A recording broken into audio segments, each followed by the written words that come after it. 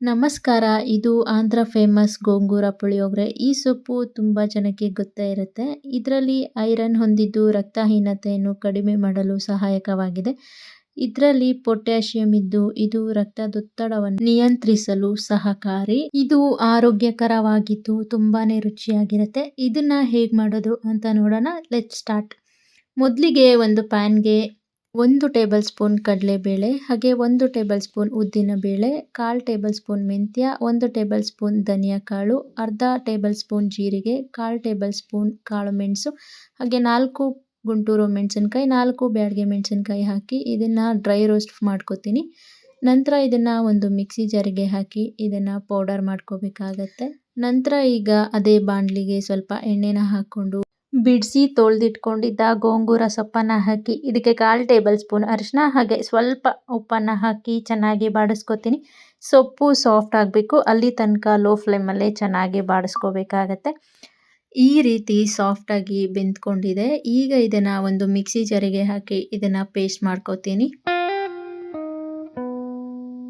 ನಂತರ ಈಗ ಅದೇ ಪ್ಯಾನ್ಗೆ 3 ಟೇಬಲ್ ಸ್ಪೂನ್ ಎಣ್ಣೆನ ಹಾಕ್ಕೊಂಡು ಇದಕ್ಕೆ 1 ಟೇಬಲ್ ಸ್ಪೂನ್ ಕಡಲೆಬೇಳೆ, 1 ಟೇಬಲ್ ಸ್ಪೂನ್ ಉದ್ದಿನಬೇಳೆ ಹಾಗೆ ಕಡಲೆ ಬೀಜನ ಹಾಕಿ ಇದನ್ನು ಲೋ ಫ್ಲೇಮಲ್ಲೇ ಹುರ್ಕೋತೀನಿ. ಈಗ ಇದಕ್ಕೆ ಕರಿಬೇವಿನ ಸೊಪ್ಪು ಹಾಗೆ ಹಸಿರು ಮೆಣಸಿನ್ಕಾಯಿ, ಕೆಂಪು ಮೆಣಸಿನ್ಕಾಯಿ ಈ ಮೂರನ್ನು ಹಾಕಿ ಮತ್ತೆ ಇದನ್ನು 1-2 ಸರಿ ಬಾಡಿಸ್ಕೊಂಡು ಲೋ ಫ್ಲೇಮಲ್ಲೇ ಇದನ್ನು ಫ್ರೈ ಮಾಡ್ಕೋತೀನಿ. ಈಗ ಇದಕ್ಕೆ ಸ್ವಲ್ಪ ಹಿಂಗನ್ನು ಹಾಕಿ ನಂತರ ಇದಕ್ಕೆ ಆಗಲೇ ರುಬ್ಬಿಟ್ಕೊಂಡಿದ್ದ ಗೋಂಗೂರ ಪೇಸ್ಟ್ ಅದನ್ನು ಹಾಕಿ ಮತ್ತೆ ಚೆನ್ನಾಗಿ ಮಿಕ್ಸ್ ಮಾಡ್ಕೋತೀನಿ.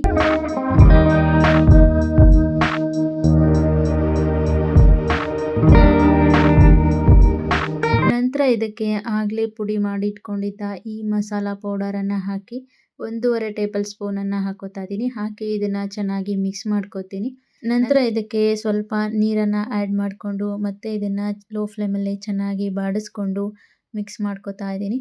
ಈಗ ಇದಕ್ಕೆ ರುಚಿಗೆ ತಕ್ಕಷ್ಟು ಉಪ್ಪನ್ನು ಹಾಕೋತೀನಿ. ಉಪ್ಪನ್ನು ಹಾಕಿ ಲೋ ಫ್ಲೇಮಲ್ಲೇ 2 ಸರಿ ಚೆನ್ನಾಗಿ ಬಾಡಿಸ್ಕೊಂಡು ಈ ರೀತಿ ಎಣ್ಣೆ ಮೇಲೆ ತೇಲಿ ಬರೋ ಥರ ಚೆನ್ನಾಗಿ ಫ್ರೈ ಮಾಡ್ಕೋಬೇಕಾಗತ್ತೆ. ಈಗ ಇದಕ್ಕೆ ಗ್ಯಾಸ್ ಲೋ ಫ್ಲೇಮಲ್ಲಿ ಇಟ್ಕೊಂಡು ಮಾಡಿಟ್ಕೊಂಡಿದ್ದ ಅನ್ನನ ಹಾಕಿ ಚೆನ್ನಾಗಿ ಮಿಕ್ಸ್ ಮಾಡ್ಕೋಬೇಕು. ಕೊನೆಯದಾಗಿ ಕಟ್ ಮಾಡಿಟ್ಕೊಂಡಿದ್ದ ಕೊತ್ತಂಬರಿ ಸೊಪ್ಪನ್ನು ಈ ರೀತಿ ಹಾಕಿ ಒಂದ್ಸರಿ ಚೆನ್ನಾಗಿ ಬಾಡಿಸ್ಕೊಂಡ್ರೆ ರುಚಿಯಾದ ಆಂಧ್ರ ಫೇಮಸ್ ಗೋಂಗೂರು ಪುಳಿಯೋಗರೆ ರೆಡಿ ಆಗುತ್ತೆ. ಇದನ್ನು ತಿನ್ನೋಕ್ಕೆ ತುಂಬ ರುಚಿಯಾಗಿರುತ್ತೆ ಹಾಗೆ ಆರೋಗ್ಯಕರವಾಗಿರುತ್ತೆ.